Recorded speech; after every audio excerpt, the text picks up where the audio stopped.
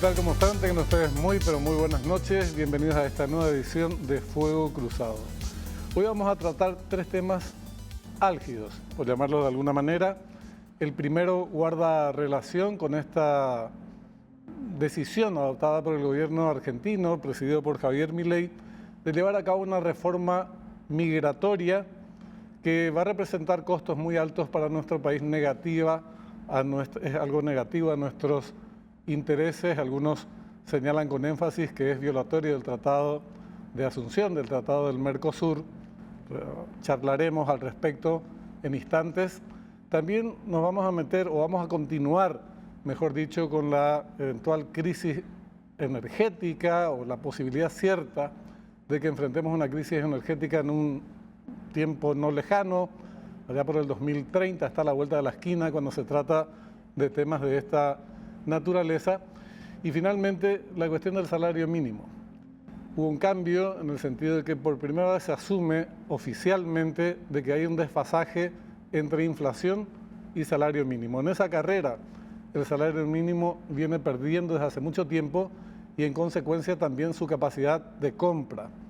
Hay una pérdida del poder adquisitivo del salario. Son tres de los temas que vamos a abordar en la fecha. Arrancamos por el primero de ellos. Ya les saludamos y agradecemos la comunicación a la que accedió la embajadora paraguaya en Buenos Aires, Elena Feli. Buenas noches. ¿Qué tal? ¿Cómo está, embajadora?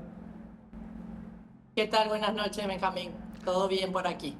Muchísimas gracias por atendernos. Vamos a abordar este tema de la reforma migratoria que impulsa el gobierno de Milei, y hay otro capítulo, más allá de la política general, de la diplomacia en general y las relaciones bilaterales, que tiene que ver con cuestiones muy prácticas, que es cuáles serían requisitos que se plantean en este cambio que impulsa el gobierno de Milei a nivel migratorio. Entonces estamos en comunicación con Jorge Kronawetter, director de Migraciones en nuestro país. Buenas noches, director, ¿cómo estás? Muy buenas noches, Benjamín, para vos, para la embajadora y para toda la audiencia. Gracias también por estar con nosotros. Embajadora, ¿podría hacernos una síntesis de qué se plantea en esta reforma migratoria del gobierno de Milei? Sí, bueno, como recordarás, Benjamín, ya en diciembre estuvimos hablando, yo estuve hablando incluso con algunos medios de comunicación de Paraguay respecto a los anuncios que en ese entonces se habían realizado respecto a lo que se dice un endurecimiento de las medidas migratorias en el caso argentino, que afectarían también a la educación y a la salud. Los servicios que, como saben, en Argentina son servicios de carácter público y gratuitos. Pero la verdad es que este anuncio lo que trae de nuevo es que sí hay ya un documento preparado, que es un decreto de necesidad y urgencia, que estaría para la firma y seguramente sería publicado en los próximos días, según los anuncios realizados. Y también lo que sabemos es que este tipo de decretos tiene que pasar por un trámite parlamentario porque tendría alguna incidencia también con respecto a la norma constitucional argentina, el artículo 20 de la Constitución argentina. Exacto. Y también algunas leyes argentinas y competencias, ¿verdad? Porque en el caso de la salud, por ejemplo, la competencia es de las provincias. Entonces, en el caso de los aranceles, en materia de salud, algunas provincias de hecho ya lo han empezado a implementar, otras no. En el caso de la educación, bueno, sabemos que los paraguayos que están estudiando en la Argentina, como hay una exigencia de que todos tengan documento nacional y de identidad, de hecho no tendría ningún inconveniente, porque esa es una exigencia hoy, y además la gratuidad de la educación está dentro de la Ley de Educación Superior Argentina. Es decir, estamos hablando de un espectro mucho más complejo del que a lo mejor se esté analizando, y bueno, en líneas generales tendríamos que ver también cuando salga publicado o cuando tengamos acceso al contenido del decreto para pronunciarnos con mayor precisión. ¿Hay alguna indicación primero, antes de las eventuales indicaciones, hay una definición por parte suya o de Cancillería del gobierno paraguayo de este tema, de esta reforma migratoria. Le pregunto porque algunos dicen que es de corte o que está muy emparentada con la xenofobia, con el racismo, que va a contramano del Tratado de Asunción, que es violatorio del Tratado de Asunción del Tratado del Mercosur. ¿Hay alguna definición al respecto, embajadora? Bueno, el Tratado de Asunción habla de libre tránsito de bienes y servicios. Eso hay que aclarar, ¿verdad? El tema migratorio dentro del Mercosur, verá, si bien hay algunos acuerdos alcanzados, en líneas generales hay una soberanía y una potestad de los Estados miembros aún. Entonces, por eso, como te decía, Benjamín, tenemos que tener realmente acceso al contenido del decreto para poder expedirnos con mayor propiedad. Ahí ya el director nacional, Jorge Cronauer, te podrá comentar sobre las reuniones que se mantendrán la próxima semana del foro pertinente del Mercosur aquí en Buenos Aires, y también de algunas gestiones que vamos a prever en el marco de su venida, de su visita aquí a Buenos Aires. Efectivamente, días atrás hablábamos con Jorge en la radio y en el canal, en otros espacios, y quería retomar por esto último que señala la embajadora. Jorge, es una paradoja porque hay un esfuerzo a nivel migratorio por avanzar en materia de integración, en general, avanzar en materia de integración, y esta es una decisión que aparece, como decía, a contramano, inclusive con algunas decisiones o algunas medidas que son, por decirlo menos, muy raras, como por ejemplo la exigencia de un certificado de seguridad médica para poder ingresar a la Argentina, de que uno tiene seguro médico a la hora de ingresar a la Argentina. ¿Cómo tomaste vos, ya lo habíamos charlado, pero para repetir por favor lo que conversábamos días atrás, esta decisión del gobierno de Milei? Bueno, Benjamín, realmente es una postura del gobierno nacional y realmente una intención genuina del presidente Santiago Peña, que el camino para nuestra región es la integración y ningún otro, ¿verdad? Cualquier cuestión que atente contra ese principio y contra lo que nosotros venimos trabajando se puede considerar de contramano, y de allí nace nuestro análisis, ¿verdad? Claro. Nosotros, y quiero ser muy claro en esto, con la Dirección Nacional de Migraciones Argentina tenemos proyectos charlados, tenemos una comunicación fluida, tenemos a punto de lanzar ciertos productos que van a beneficiar a todos los ciudadanos que cruzan de un lado a la frontera, pero justamente el que exista algún tipo de requisito adicional o algo que aparente ser una restricción, obviamente podría perjudicar ese buen relacionamiento y esa intención que tenemos, ¿verdad? Pero recojo también las palabras de la embajadora en ese sentido, que nosotros tenemos un comunicado oficial, pero para hacer un análisis más concienzudo, para hacer algo un poco más concreto, deberíamos tener efectivamente la reglamentación. Porque yo hago mi suposición del tema de lo que mencionas del seguro médico, ¿verdad? Si yo estoy hablando de que uno deberá contar con seguro médico durante o sea, para la permanencia de una persona durante cierto tiempo, bueno, hasta sería válido pensar que una persona que esté más allá de los 10 días podría necesitar de un seguro médico para el ingreso. Pero si yo le aplico la misma normativa a una persona que cruza diariamente y a veces 2 o 3 veces en el mismo día, sobre todo hablando de las localidades fronterizas, vinculadas, obviamente allí eso atentaría, y encima que el tema de localidades fronterizas vinculadas fue un acuerdo arribado en el marco del Mercosur, ¿verdad? Entonces, habría que analizar cómo sale la reglamentación, de qué manera eso va a afectar a nuestros compatriotas que cruzan diariamente, y sobre eso tomar seguramente las medidas que desde Cancillería Nacional se van a coordinar, porque esto no es una afectación solamente a los paraguayos, sino a todas las colectividades de extranjeros que hoy actualmente van y residen en Argentina. Efectivamente. Y algo más, también quería señalarte, porque estuve revisando cuáles son los requisitos para ingresar a otros países de la región.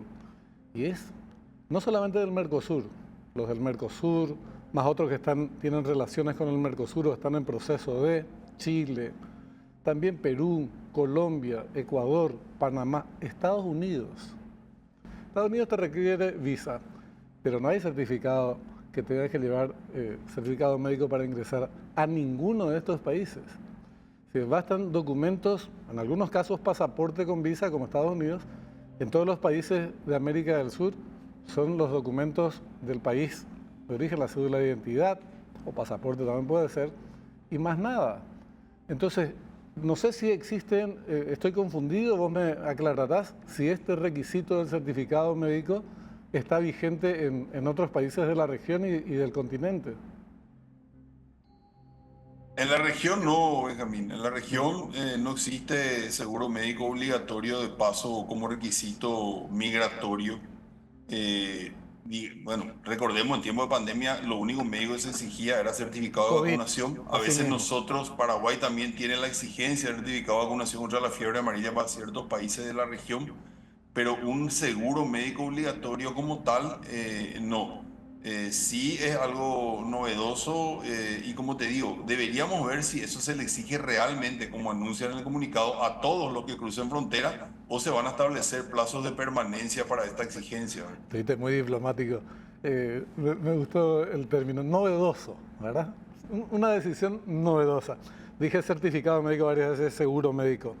Embajadora, se supone que el gobierno de Milei, por lo menos lo que se manejó en nuestro país desde que accedió a la presidencia de Javier Milei, un gobierno amigo.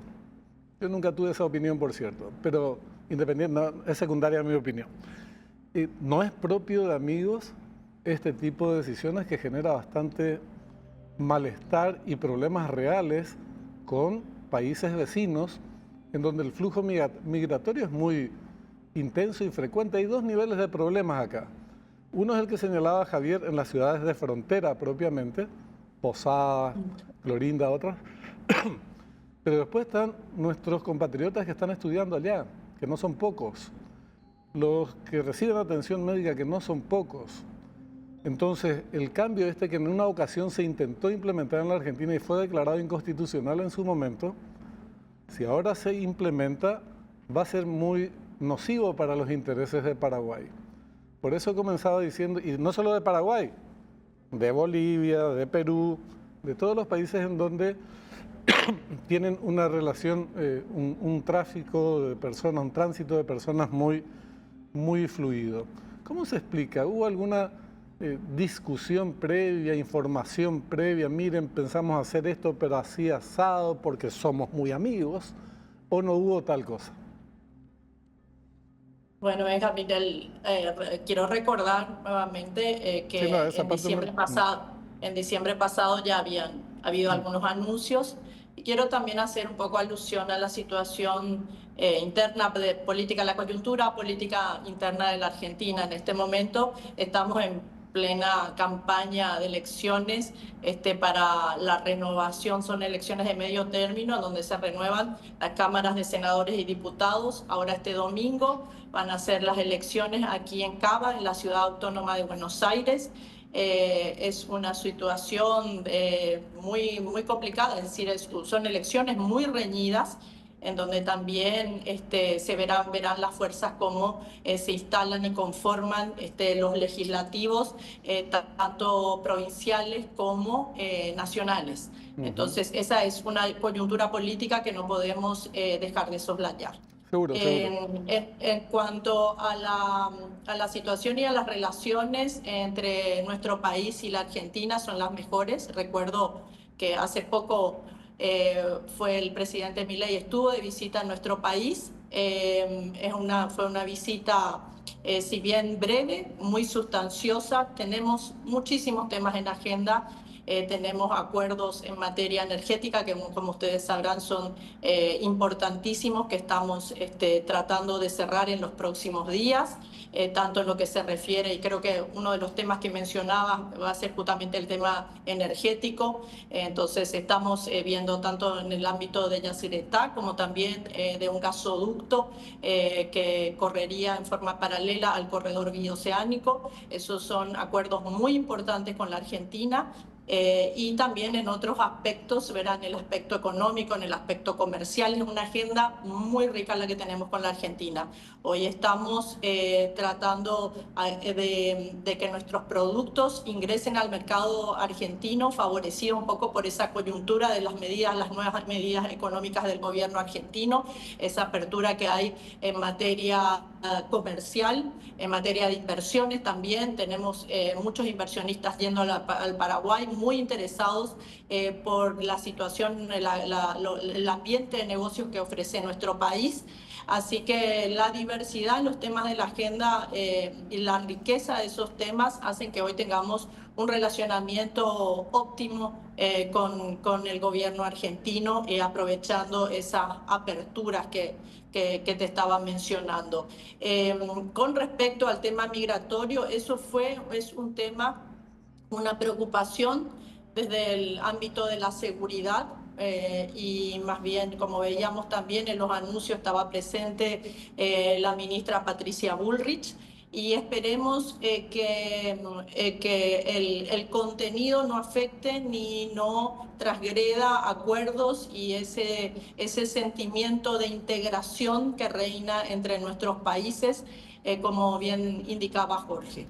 Entonces, yo lo que en este momento puedo mencionar es que los trabajos también para que los pasos fronterizos, en los pasos fronterizos fluya no solamente todos los ciudadanos que pasan diariamente por allí sean mejorados, sino también se está hablando en materia de infraestructura de nuevos pasos fronterizos, también la modernización, que también Jorge te podrá hablar mejor, para que la tecnología y mediante el compartir base de datos pueda facilitar ese flujo de ciudadanos, tanto de argentinos hacia Paraguay como de paraguayos hacia la Argentina.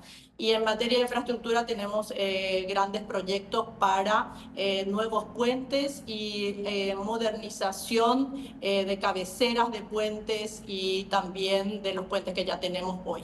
Entonces, no podría decir que esto es un gesto de enemistad, ni mucho menos. Son cuestiones que tienen que ser dialogadas entre dos estados amigos, y que es eso lo que vamos a hacer en los próximos días. También quisiera mencionar, y es muy importante, estamos trabajando muchísimo en materia de diplomacia parlamentaria, y próximamente para el 29 de mayo tenemos una reunión de la Comisión Conjunta Parlamentaria de Paraguay y Argentina, una comisión a nivel de diputados, en donde también este tema puede ser dialogado por las fuerzas políticas de nuestros respectivos países.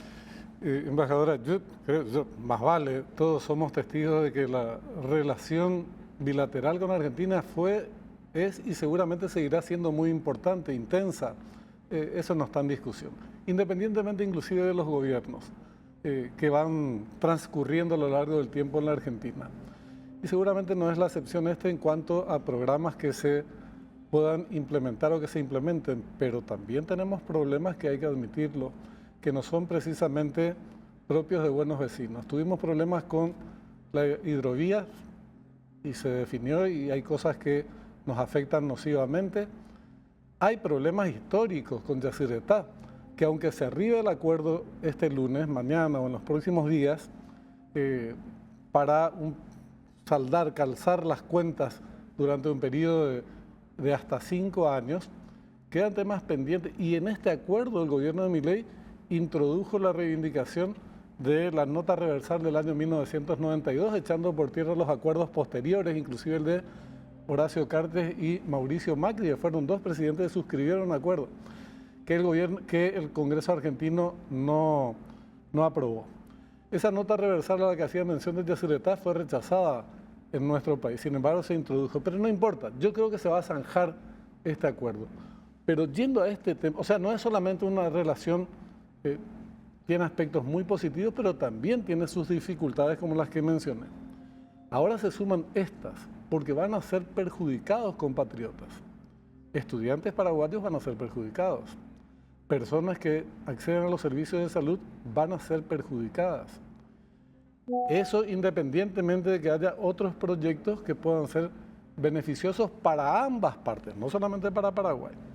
Entonces, el tema migratorio me parece que es muy sentido en la región, como para no decir que eso nos genera malestar. Tiene que generar nuestro malestar, nuestra voz de reclamo, de protesta, que no quiere decir que nos planteemos subir al ring y empezar a repartir tongos, no es eso lo que estoy diciendo. Lo que estoy diciendo es que hay que calificar como un hecho que es un retroceso en materia de integración. De esa base hay que partir y tomar todas las iniciativas como para corregir. No sé si compartimos este enfoque, Leonardo.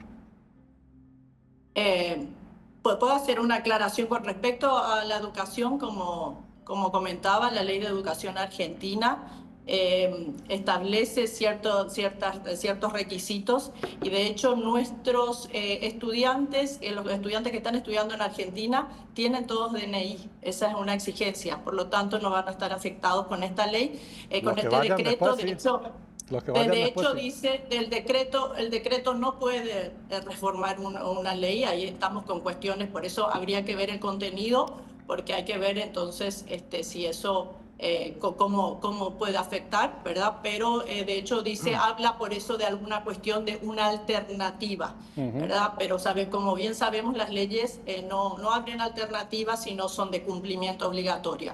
Con respecto a la salud, como también te comentaba, la salud es competencia de las provincias.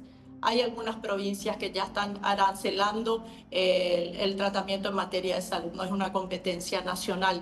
Entonces, eso va a ser base de discusión también interna aquí en la Argentina.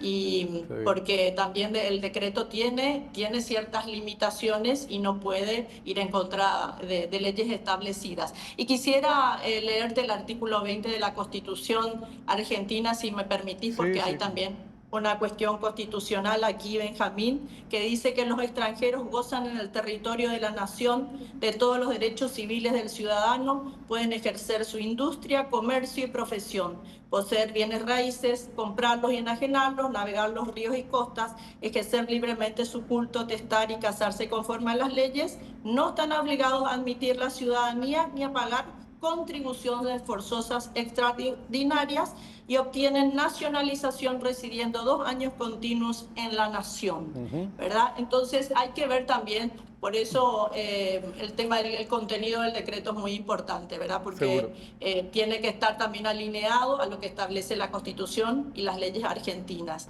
Y con respecto al tema de las dificultades con la Argentina, yo antes que dificultades las llamaría desafíos, los desafíos que tenemos en materia de relacionamiento con un país vecino, con un país que, como bien indicabas, tenemos un relacionamiento histórico y que tenemos que labrar un futuro que sea beneficioso para los dos países.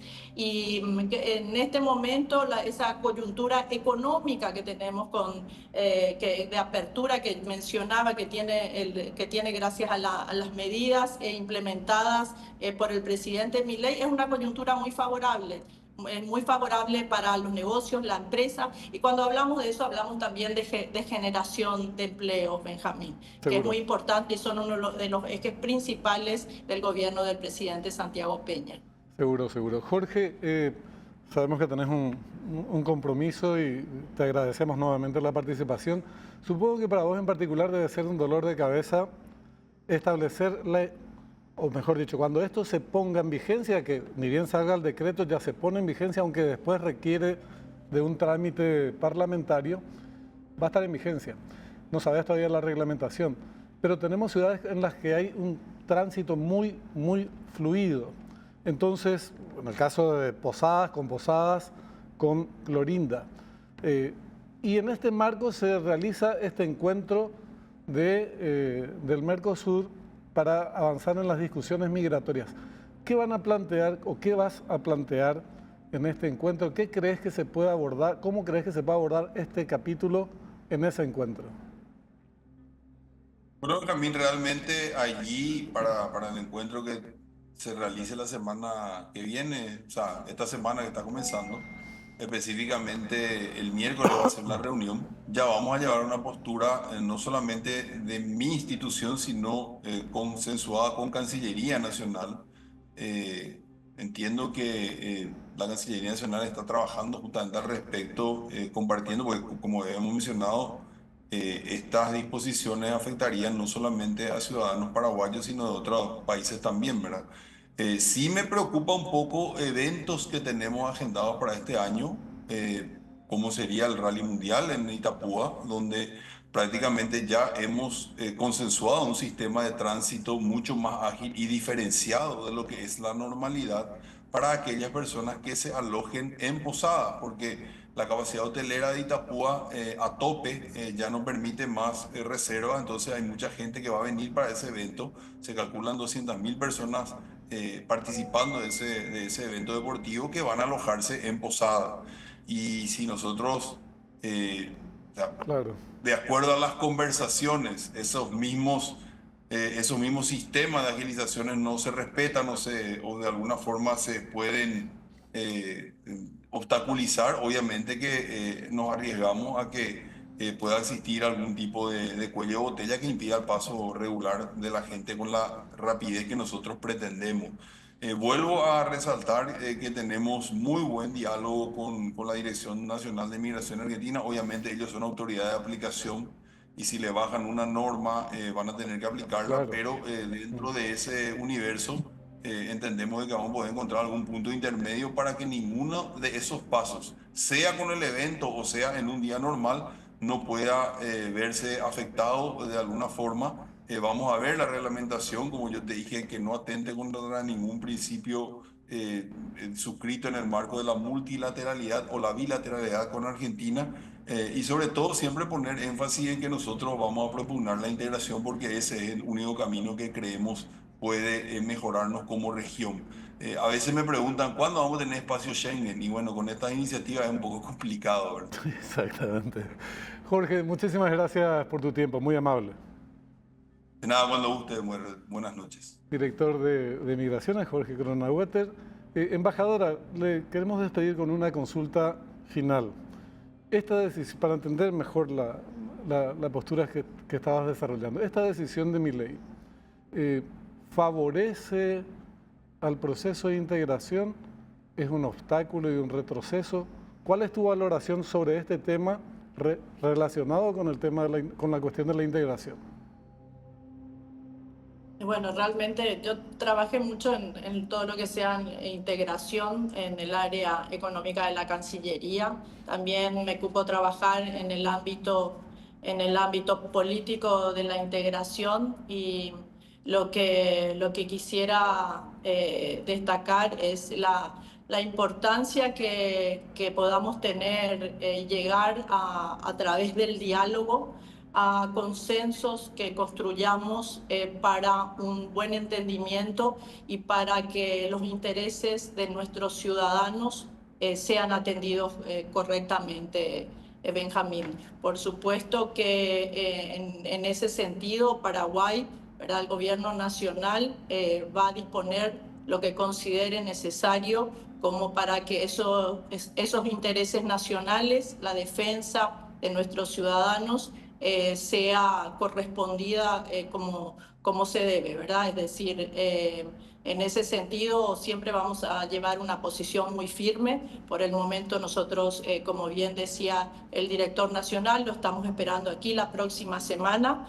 Estableceremos una posición en el marco de las reuniones que él va a mantener, pero también realizaremos gestiones con el gobierno argentino como para tener mejor información, mayor información y poder tener un entendimiento en materia migratoria como en todos los ámbitos que tenemos de diálogo que tenemos sobre la mesa con la Argentina. Vos mencionabas la hidrovía y mencionabas el tema energético. En las negociaciones siempre se empiezan a lo mejor con intereses divergentes, pero lo importante es que concluyan con un acuerdo. Entonces, cada país plantea su posición y ese es un legítimo derecho que tenemos todos los países. Lo importante es construir una base común de entendimiento. Entonces, solamente dejar ese mensaje y transmitir la tranquilidad que lo que se tenga que defender en materia migratoria y en otros ámbitos de la relación con la Argentina, el gobierno nacional tiene la determinación de hacerlo. Embajadora, muchas gracias por su tiempo, muy amable. Muchas gracias, Benjamín. Muchas gracias. Buenas noches. Buenas noches, buenas noches. Estábamos en comunicación con Elena Felipe, embajadora paraguaya en la Argentina. Me parece que este tema va absolutamente a contramano de todo proceso de integración, pero no es una línea aislada, no es un hecho aislado. Recuerden que el gobierno de Milei en varias ocasiones anunció su disposición de abandonar inclusive el Mercosur. Se le habrá tratado de libre comercio con Estados Unidos, en fin, otras políticas. En el tema hidrovía tuvimos muchos problemas y tenemos muchos problemas, y eso no es de buenos amigos. Pero menos de buenos amigos es decirle a tu amigo, mira, llévate a todos tus parientes de acá o no van a venir más, no les vamos a permitir que vengan si no traen un seguro médico. Y no los vamos a atender en nuestros hospitales o no les vamos a enseñar en nuestros establecimientos educativos. Frente a esto, es necesario que Cancillería se pronuncie en términos, ¿cómo decirlo?, en defensa de los intereses de nuestro país. Y lo haga con la voz en alto y apele al Mercosur, porque estamos hablando de una política que afecta no solamente a Paraguay. Pero es un tema que recién se plantea, después veremos cómo se reglamenta e implementa y cuál es la posición oficial de Paraguay frente a esto. Vamos a una pausa, ya volvemos con la cuestión energética enseguida.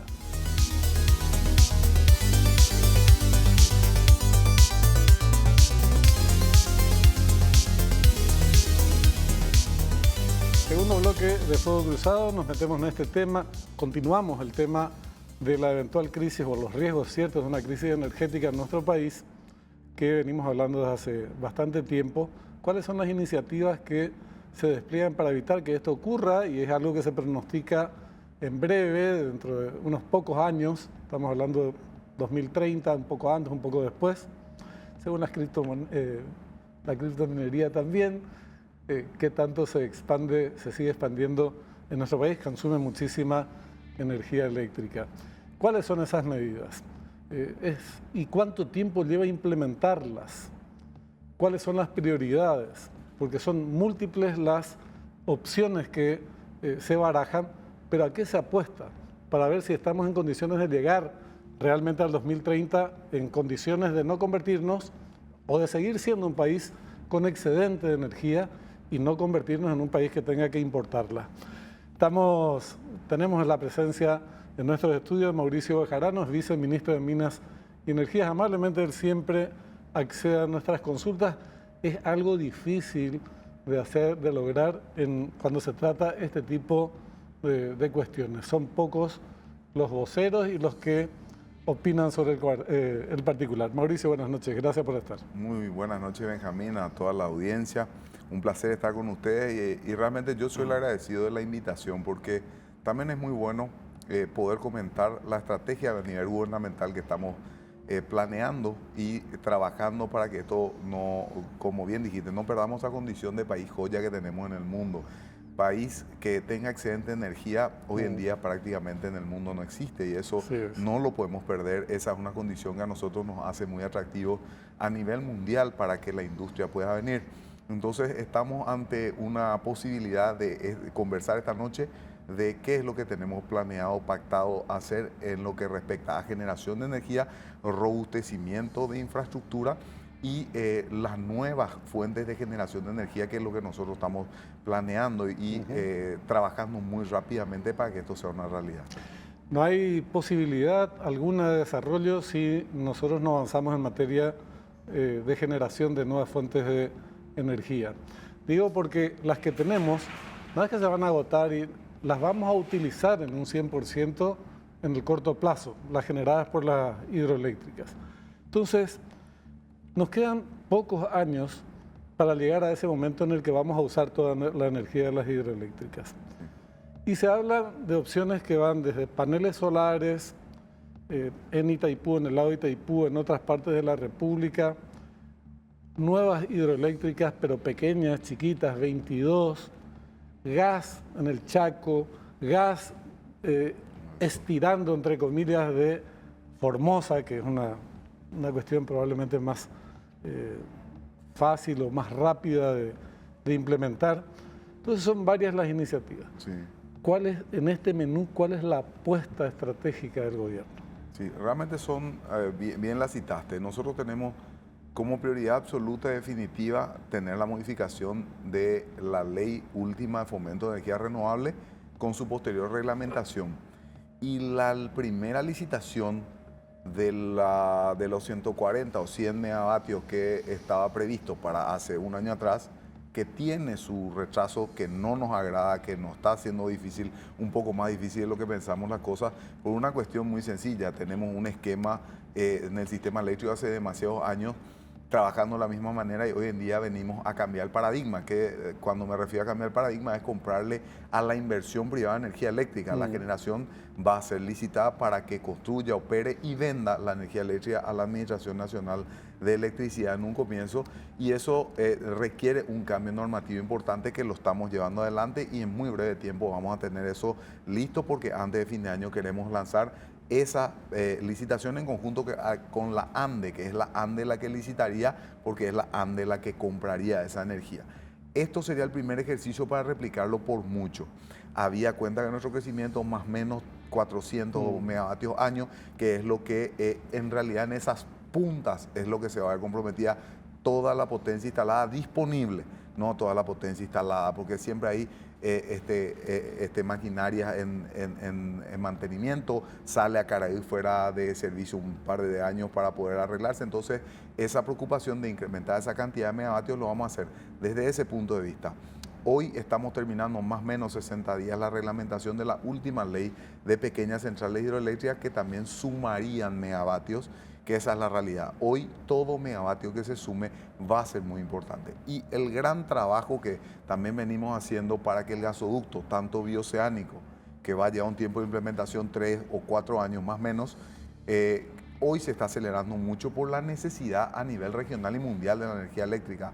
La transición energética es una realidad. Nuestro país está inmersa, el mundo está inmerso, pero también hay que ser consciente que ese uso excesivo de energía eléctrica demanda mayor generación y robustecimiento de la energía eléctrica. Y eso lo estamos viendo a nivel global. El apagón en la península ibérica es una de las pruebas más tangibles que hemos vivido a nivel mundial. Exactamente. Entonces, un llamado de atención al mundo entero de que al margen de generación que yo hablaba, también tenemos que hablar de la demanda. Y eso voy a hablarlo posteriormente. La generación con gas natural va a ser un sustento y un respaldo para toda energía alternativa que podamos incrementar.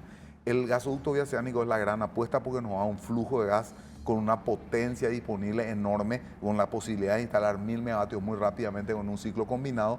Y paralelamente, una cosa no quita la otra, está esta iniciativa de lo que le denominamos nosotros Gasoducto Sur, que en realidad es el GENEA del gas argentino, que se está discutiendo aún si se hace un cruce a la altura del Alberdi o si hay una proyección más grande o un trabajo de proyección de ese ducto hasta Asunción y ahí se hace un cruce. Todos estos son emprendimientos privados que llaman la atención. Para eso estuvimos con las autoridades argentinas trabajando, que tienen muchos requerimientos, porque categóricamente va a haber una necesidad de generación y sobre todo en aquella punta nocturna. La punta del mediodía la podemos cubrir con solar fotovoltaica, podemos tener algún tipo de manejo de agua, pero nuestras centrales son de paso, tampoco son de reserva. Fotovoltaica son los paneles solares. Son los paneles solares, exactamente. Entonces, al margen de entender que debemos licitar las PCH, pequeñas centrales hidroeléctricas, al margen que tenemos que sumar megavatios con la solar fotovoltaica y otras fuentes.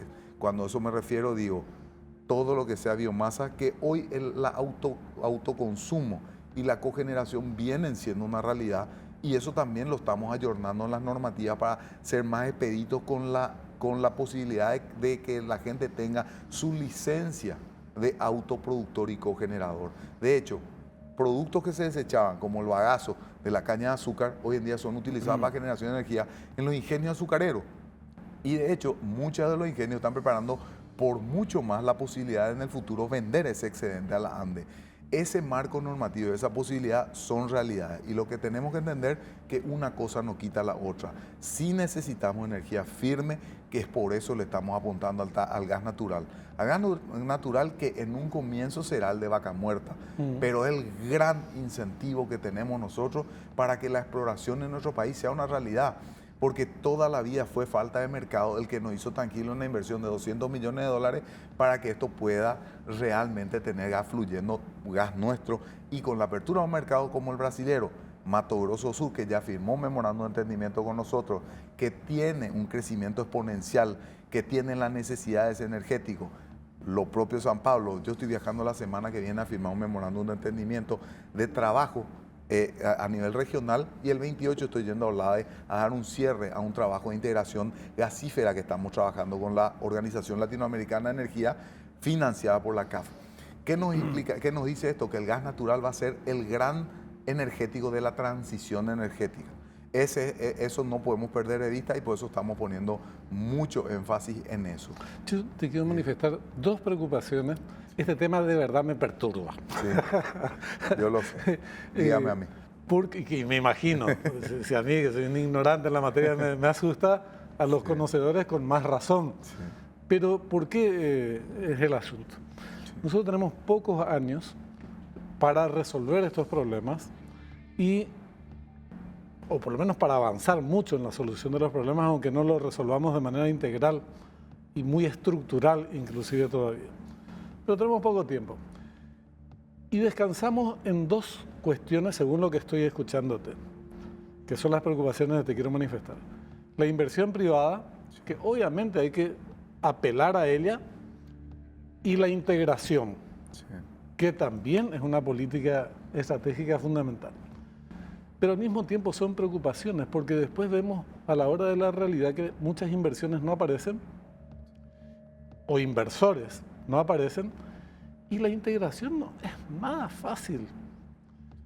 Mira el lío que tenemos con mi ley, con esta nueva ley de migraciones, esta reforma migratoria que está haciendo. O Yacyretá, ¿cuánto tiempo venimos arrastrando? O Itaipú, mira que Brasil tiene una política bastante más integracionista que Argentina, ni dudar, ¿verdad? Ni dudarla. Sin embargo, tenemos muchas dificultades. Sí. Y el anexo C todavía, bien, gracias, ¿verdad? Entonces, ¿por qué te digo esta como preocupaciones? Que no quiere decir que no te quedaste que abandonar estas dos cuestiones, hay que seguir a full. Tenemos que hacer cosas que dependan de nosotros. Sí. Y en esa materia no veo iniciativas que dependan de nosotros. Mientras impulsamos estas dos grandes líneas estratégicas, nosotros tenemos que avanzar por cuenta propia. Sí. Bueno, es muy válida tu preocupación por una cuestión de seguridad energética, que es lo que mucho se enarbola. Pero hay una realidad absoluta definitiva con el sector energético en particular. Independiente de todas estas dificultades que uno escucha, lo que da una muestra fehaciente y fiel de que esta integración pasa de aquel discurso antiguo, que yo lo escucho hace cuántos años, ¿sí? Esto está pasando a ser una realidad muy vehementemente. ¿Y dónde se plasma? En ni más ni menos que en el G20, donde Argentina y Brasil dicen oferta y demanda se necesitan. Sin el gas natural Brasil no puede continuar, y a partir de que Bolivia depleta, de algún lado tiene que traer gas natural Brasil. Ellos consumen 70 millones de metros cúbicos día. Pero están usando por vía de Bolivia gas argentino. Bueno, eso tiene sus bemoles porque en el 2030 Bolivia se queda sin consumo incluso interno. Entonces ahí tiene sus bemoles. Y entonces, ese crecimiento... ¿Tiene la misma fecha que nosotros? Exacto. De depletamiento, de depletado, no tiene reserva certificada y es complejo lo que está pasando en ese lugar. Esa oferta de demanda está firmada. Ellos son los que nos invitan a nosotros a la mesa para un trabajo trinacional, habida cuenta que nuestro trazado es el mejor. Pero paralelamente a eso, nosotros estamos insistiendo muchísimo buscando modelos de negocio para la búsqueda de nuestro gas. Y una preocupación que yo pongo de vuelta sobre la mesa es que el legislativo levante también aquella medida, para mí, injusta, que se ha puesto sobre nuestro único pozo de gas fluyendo, que es Primocam. ¿Cuánto nos costaría, como Estado paraguayo, como Estado, invertir para traer gas el gasoducto que nos conecte con el sur de Argentina, con Formosa. Y en ese marco abrir el juego, el Estado, empresas mixtas, cotizar en bolsa, invertir aquí y allá y dar participación a los privados. Pero nosotros ya nos metemos en ese camino para decir, garantizamos que en un plazo, no sé, 2, 3 años, tenemos gas en Asunción o en el departamento central y desde acá vamos a generar la energía necesaria para hacer frente a la situación en el 2030. Sí, más o menos, eso no tiene ni un estudio de prefactibilidad porque lo que hay es manifestaciones de interés de muchos grupos inversores importantes, pero más o menos estamos hablando de 200 millones de dólares versus 2 bi del bioceánico, que es mucho más grande y ambicioso. 200 sería con el sur. Con el sur. Entonces, eso sería accesible. Muy accesible para ambas naciones. Y aparte, lo que inicialmente planteamos como una concesión en Argentina, Paraguay y Brasil, respectivamente, y en eso en un comienzo de un acuerdo, nada obsta que Paraguay lo haga por una asociación público-privada. Eso todavía no está cerrado, eso todavía ni siquiera se lleva ahí. ¿Por qué? Porque hoy lo que queremos es la firma del memorándum de entendimiento trinacional. Yo voy la siguiente semana a Brasilia a cerrar uno inicial y luego se va a firmar el tratado más grande. Y posteriormente a eso lo que queremos nosotros es buscar la factibilidad, que la queremos licitar desde acá. Entonces, a partir de que tengamos estudios de factibilidad, podemos hablar de números reales, de potencial real, de la posibilidad de generación real, de qué inversión necesita la propia Argentina, porque también hay refuerzos en la Argentina que hacer. Y ese proceso del que venimos conversando. Es probable que Argentina no ponga un peso, así como están las... Dicho por el propio presidente, esto está en el sector privado. Por eso, el modelo de negocios pactado es ese. Y lo propio, cuando se pensó en todo lo solar fotovoltaico, es por la necesidad de inversión en energía que hay. Es válida la preocupación, pero a mí lo que me llena de, digamos, esperanza o abrigo toda la esperanza es por lo siguiente. Año 2017, 16, cuando esto ya se vislumbraba, porque no hay perspectiva energética seria que no haya dicho que este periodo de tiempo iba a llegar, lo único que hoy, con un crecimiento exponencial de casi el 20% del pasado año y igual de este año por un fenómeno particular, es cierto, pero... entendíamos ya que se venía esto y se licitó aquella pequeña central hidroeléctrica de Pané bajo el manejo de mi cartera en el periodo gubernativo del presidente Carter.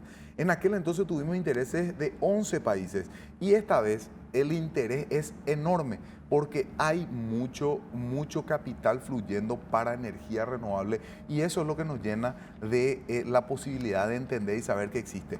Y paralelamente a los emprendimientos licitatorios que hay, sale muy vehementemente y con mucha alegría veo que la Itaipú Binacional dice paso de 1, paso a 10 megavatios. Y la apuesta más grande es llenar. Entonces, ocupándonos de lo nuestro en particular, que entiendo válida tu preocupación, es decir, apuesto a esto. Pero ¿por qué? Mira, discúlpame que te interrumpa brevemente.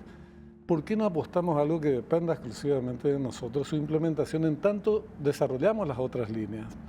Desarrollamos el acuerdo trinacional, impulsamos o alentamos la generación de plantas solares, de pequeñas hidroeléctricas. Son todas estas últimas medidas complementarias. No la primera, la trinacional sería estratégico. Pero en ese marco decimos, el Estado paraguayo pone 200 millones de dólares. Sí. Y trae el gas, garantiza, señor, el gas está en un año acá. Olvídate, Milay, bueno, va a poner un peso. Nosotros ponemos, ¿verdad? Sí. Y sobre esa base abrimos el juego al sector privado que quiera invertir. Claro. Pueden comprarnos el 100% de las acciones, no hay problema. Desde el 0,1 hasta el 100%. Pero nosotros implementamos y llevamos adelante esa cuestión que nos va a permitir llegar con un margen más tranquilo al 2030. Es una de las variables que se maneja. Cuando empezó este proceso, antes incluso de ingresar al periodo gubernativo del presidente Santiago Peña, esta estrategia estaba plenamente escrita. Tanto los ductos como un convertidor de frecuencia bidireccional también promovido por el sector privado. Y hoy lo que yo más celebré en su momento fue la posibilidad de que ese convertidor, el nodo de Paso Itaipú, pueda ser utilizado.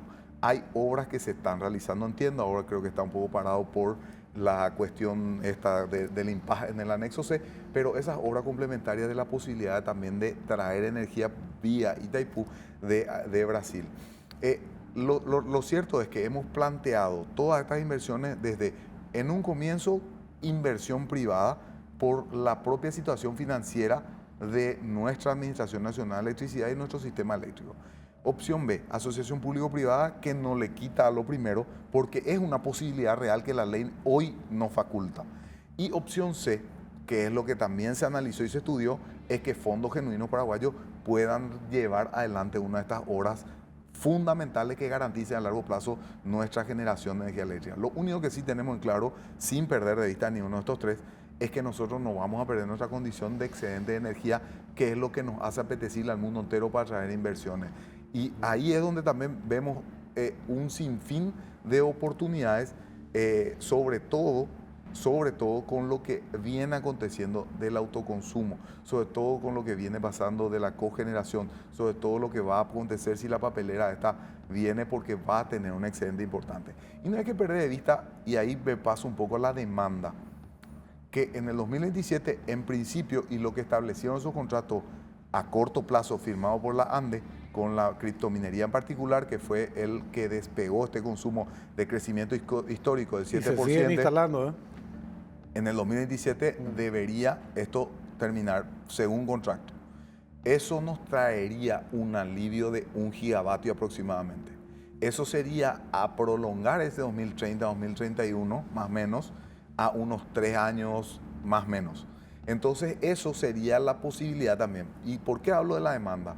Porque también llegó el punto en donde es correcto y bueno que el ciudadano de a pie, que la prensa, que grupos del gremio de la industria y todos los sectores estén conversando de que la energía que teníamos no era infinita. De aquella potencia instalada, disponible y haberse comprometida en estos años, que parecía un discurso retórico o quizás sin ningún sustento. Por eso cuando se licitaba en 2017 una PCH y decían, no, ¿esto qué es? Pero en realidad lo que estábamos previendo era el futuro. Claro. Entonces eso hoy está muy bien. Y nosotros también estamos planteando mucho eficiencia energética. Nosotros estamos planteando unos modelos en donde incentivemos al sector privado a utilizar esa ley de fomento de energía renovable que permite que yo instale paneles solares fotovoltaicos en mi domicilio, en mi industria, y pueda tener un repago a corto plazo. Y eso también lo estamos estructurando muy rápidamente para que no sea solamente producir, sino también que haya una concienciación ciudadana e industrial de decir, yo tengo que empezar a manejar mi consumo y también tengo la posibilidad de verter a la red y que eso me sea un negocio. Hoy lo que tenemos que no es un negocio por lo que significa el precio de la tarifa, que todas la tenemos como una bendición, pero en realidad debemos entender y aprender que toda nueva fuente de generación no va a implicar una nueva tarifa. Exacto. Inevitablemente. Ahora, por último, o un paréntesis, una cuestión previa. Se adelantó la fecha en la que vamos a tener ya, digamos, nuestra capacidad, nuestra demanda va a ser absoluta en materia, el uso va a ser absoluto de lo que producen las hidroeléctricas por el tema de las criptominerías. Hemos cometido un error y hay que asumir. Aunque haya generado ciertas divisas, se nos adelantó el plazo y esa es la demostración de que fue un error. Pan para hoy, hambre para mañana. Se aplicó en algún momento esa teoría, pero es una opinión personalísima. Yo lo que te quiero consultar finalmente, por una cuestión de tiempo en la televisión, nomás vamos a seguir hablándolo, es de estas alternativas, ¿cuál es la prioridad del gobierno? ¿O no hay prioridad y estamos avanzando en estos distintos frentes todo lo que podamos? ¿Cuál es la política entonces? Yo te reitero, para mí la prioridad de esta cartera son todas las opciones de las cuales hablé. No hay una prioridad. No, todo está trabajado. Y eso no es un error. Disculpame que te diga, porque por lo que te decía antes, hay muchas iniciativas que no dependen de nosotros. ¿Por qué no apostar a alguna que dependa de nosotros en tanto y en cuanto canalizamos o impulsamos las otras? Como te decía, nada está terminado de hablar, porque tenemos un camino, ya sea Gasoducto Sur, necesita un estudio de prefactibilidad y factibilidad, estamos hablando de tiempo, versus el bioceánico que ya tiene una prefactibilidad y lo que queremos licitar es la factibilidad.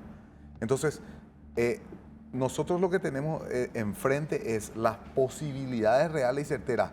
una con menor inversión, que es la citada de Gasoducto Sur, una de decir Itaipú invierte en solar fotovoltaica, pero paralelamente a eso, lo que nosotros debemos entender que eso de introducir 300, 400 megavatios año va a ser constante, pero sí, porque yo hablo de prioridad, el gran volumen de gas natural, porque va a ser la que va a poder darnos la tranquilidad de introducir la cantidad de megavatios con solar fotovoltaica, con cogeneración, con gas natural, con lo que sea biogases, con lo que fuera que sea. Si nosotros luego introducimos, tenemos la tranquilidad de aquel ducto bioceánico que nos va a dar esa espalda, ese respaldo. Porque hay que entender también que este gasoducto sur es un gasoducto muy fino. Es chico, que tiene muchas limitaciones versus 30 millones de metros cúbicos día. La inversión también es infinitamente distinta. Totalmente. Pero de vuelta, nosotros hasta este momento, hablando con inversionistas de todas partes del mundo, hay muchísimo interés en este tipo de inversión porque hoy la energía es una prioridad. Es diferente a cualquier otra política que sí, por supuesto, de Acirretá se llega hoy a una conciliación de un precio cuando la tarifa es otra después de muchísimos años. Es verdad, no nos es nada fácil el anexo CEP, yo no participo de eso, pero sí entiendo que está frenado, hay ciertas dificultades, pero la realidad, a nuestro juicio, y desde esta cartera del Estado, es decir, hoy la necesidad de la Argentina, de Brasil, de Paraguay, de Bolivia, que queda sin un energético, cuya matriz es el 50% de su matriz energética de consumo, que es el gas natural, tiene que suplir con algo. La región, al mismo tiempo en octubre del año pasado, cuando celebrábamos la Semana de la Energía de la Organización Latinoamericana de la Energía en Paraguay, habían 6 países de la región que estaban con blackout. Y eso fue un llamado de atención enorme en esa Semana de la Energía y para nosotros en particular de decir, estamos por el camino correcto, creemos que esto va a fluir de manera mucho más rápida de lo que aconteció, pero sí. Te dejo plantear una pregunta para que me respondas en otro momento. Sí, es tan buen negocio que yo creo que lo es. Excelente negocio. Y nosotros tenemos tantas urgencias, ¿por qué no lo encaramos nosotros? Y después invitamos al que se quiera sumar. Si se suma, bienvenido. Si no se suma, pues explotaremos nosotros lo que es un muy buen negocio. Como está, David. Así es. Pero de esto lo charlamos después, ¿sí? Muchísimas Mauricio, gracias. muchísimas gracias por tu participación hoy. No, el agradecido siempre soy yo. De verdad, contar desde la cartera de Estado qué venimos trabajando, qué viene trabajando con el gobierno del presidente Santiago Peña como prioridad absoluta, porque bien lo dijiste, energía es desarrollo y eso es lo que pretendemos, eso es lo que queremos y para mí contar todo lo que venimos trabajando está muy bueno, pero también está muy bueno que haya una concienciación plena de que esto que se habló hace muchos años atrás no era un discurso vacío, sino que tenemos que empezar a ser todos responsables de la gestión de la energía, de la producción de la energía y del consumo de la energía. Muy bien, gracias nuevamente, Mauricio. Gracias. Hacemos una breve pausa, enseguida volvemos con el tema del salario, que es motivo también de controversia, no solamente entre sectores que perciben el salario mínimo y el eventual ajuste salarial que se otorgue, se considera insuficiente, sino también dentro del propio movimiento sindical. Ya volvemos.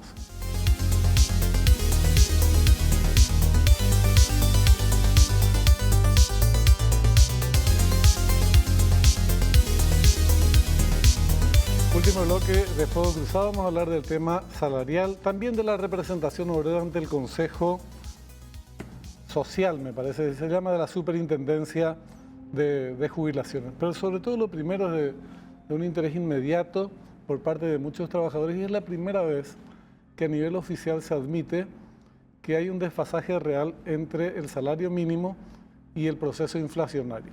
Pierde el salario mínimo esa carrera y perdió siempre esa carrera. Pero antes venían, no, que acá está, esta es la tasa de la inflación y en consecuencia de eso tiene que subir el salario mínimo y punto. No había mayores explicaciones. Se demostró que esa inflación es promedio y lo dicen los economistas del gobierno, el ministro de Economía y el propio presidente de la República. Es un instrumento que sirve el índice de precio del consumidor como herramienta de política monetaria.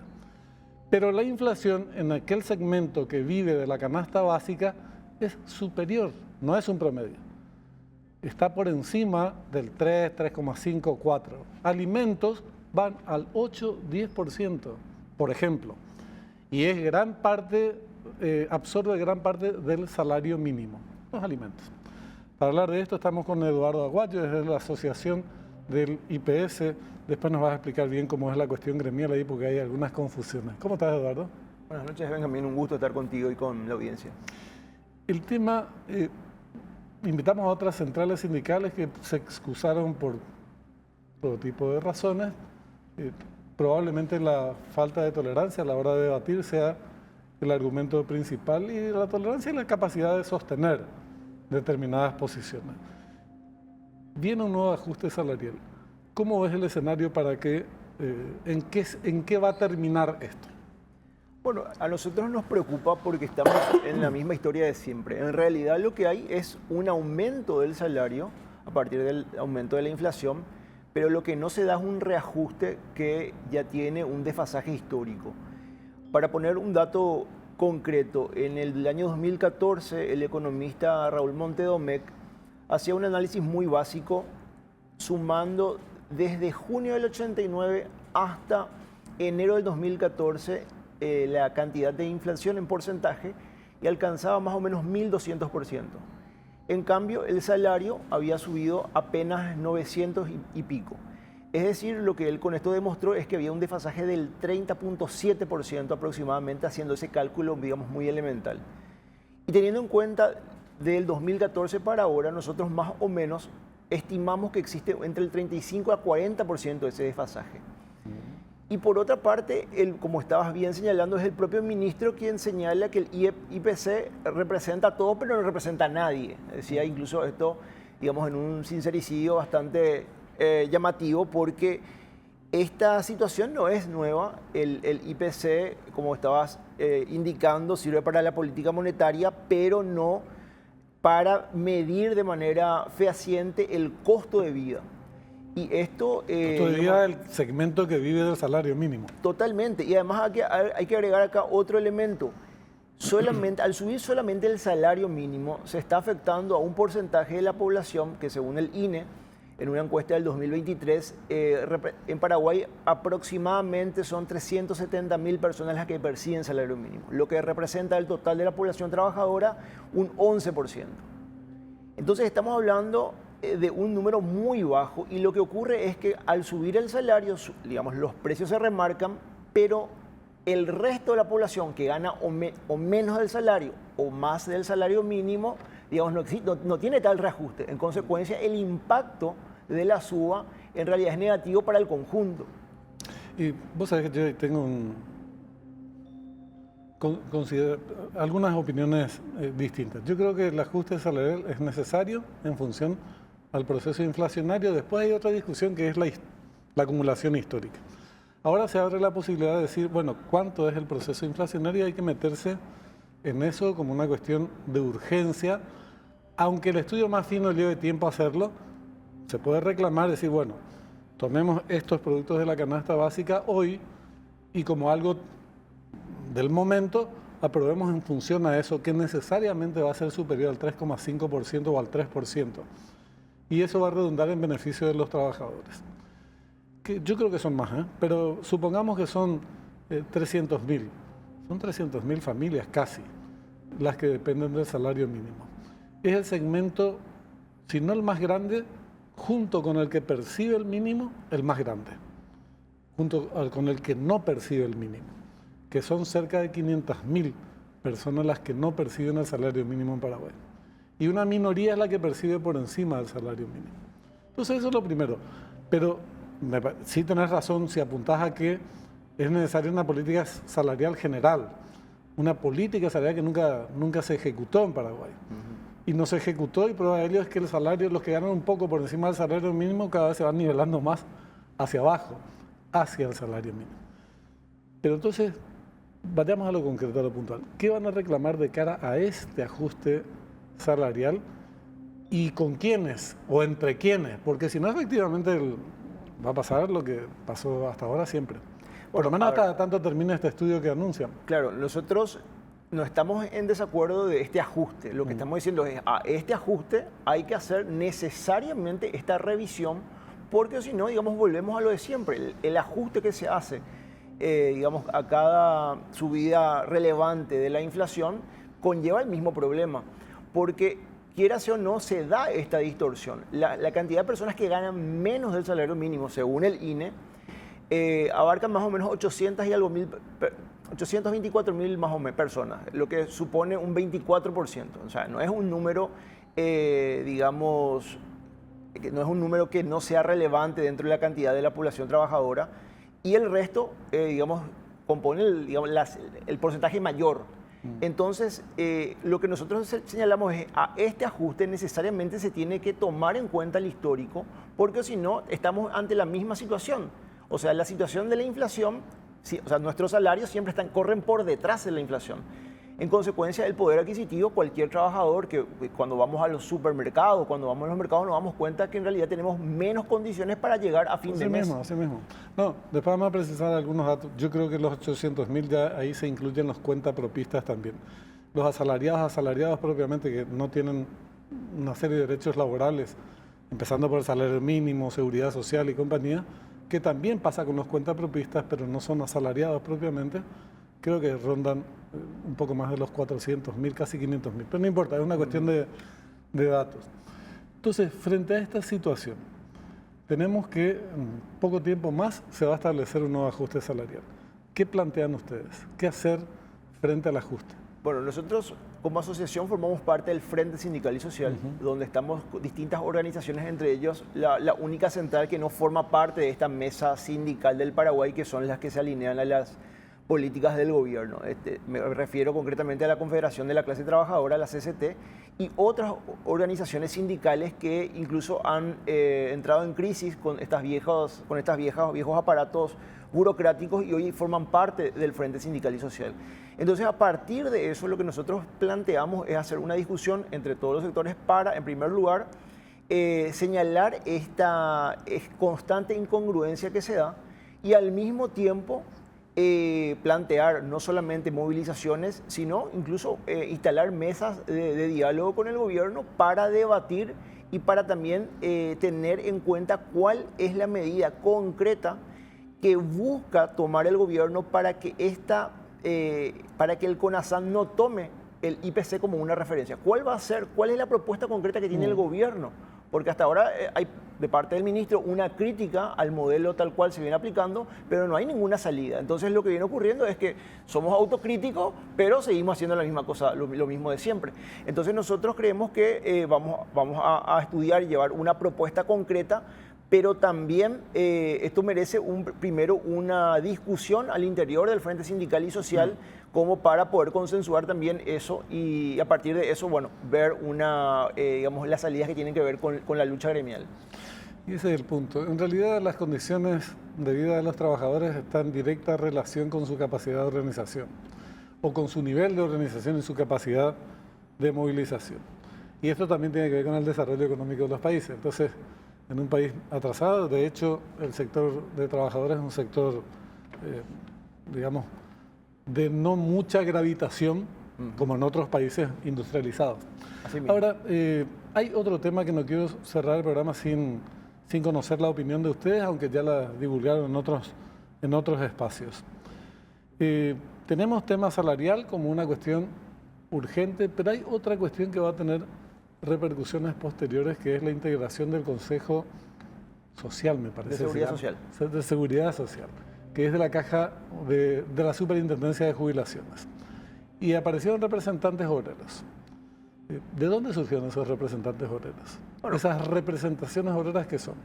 Bueno, como ya habíamos hablado, Benjamín, en realidad lo que ocurrió fue que se replica el mismo modelo que se da con el Consejo de Administración del IPS.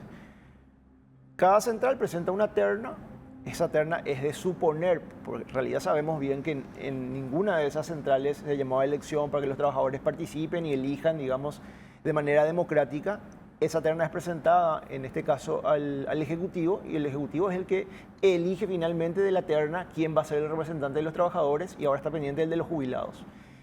Y en primer lugar se lesiona allí una cuestión básica que hace al derecho de la participación en este caso de los trabajadores, independientemente incluso si estén sindicalizados o no, formen parte de las centrales o no. Entonces hay una discriminación muy grave cuando la legislación electoral en nuestro país para las, para las organizaciones de carácter intermedio establece la necesidad de participación directa. Entonces se violenta esto y ningún trabajador en realidad se siente representado por estas personas que están hoy al frente del Consejo como representantes nuestros. Y además, nosotros venimos señalando que esta metodología en realidad implica que quien es electo necesariamente va a responder a los intereses políticos coyunturales del Ejecutivo de turno, en este caso del oficialismo. Y no hace falta ser, digamos, muy inteligentes para unir cabos en esta cosa, en el sentido de que quienes fueron electos forman parte de las centrales que acompañaron la creación de la Ley de Superintendencia, Jubilaciones y Pensiones, que para nosotros está al servicio de la privatización de la previsional. Y de hecho comenzamos a notar de que todo, incluso sin estar reglamentada, se comienza a utilizar la legislación, o sea, esta ley, para justificar el tema de emisión de bonos. O sea, claramente para beneficiar fundamentalmente al sector bancario. Insistimos, nosotros le hemos invitado a la gente de la CUT-A y de la CNT. Por distintas explicaciones que no dieron el caso divulgarlas, dijeron que no podían venir. Eduardo, te agradecemos mucho por el tiempo. Gracias y a las órdenes. Vamos a ampliar estos temas en próximos espacios. Nosotros nos retiramos, pero antes una recomendación. En Basa sabemos que los logros son más grandes cuando se comparten, porque no es solo un 0 kilómetro, es llenarlo de amigos. Y no es solo un viaje, es vivirlo con quienes más querés. Por eso en Basa tenemos un producto para hacer posible cada momento. Basa a tu lado en cada logro. Muchas gracias por habernos acompañado estos minutos. Nos reencontramos el próximo domingo, como siempre, a las 21 horas. Hasta entonces.